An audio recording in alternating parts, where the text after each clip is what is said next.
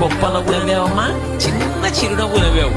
అమ్మ నీ చిన్న చిరునవ్వు ఎంత పవిత్రంగా ఉందో తెలుసా? అమ్మ నవ్వితేనే ఎంత పవిత్రంగా ఉంటుంది, ఎంత ప్రేమగా ఉంటుంది అమ్మ నవ్వు. అసలు ఆ అమ్మ నవ్వు, అమ్మ ఉండడం, అమ్మ ప్రేమ, అమ్మ చేతి అన్నం తినడం జీవితంలో గొప్ప అదృష్టం.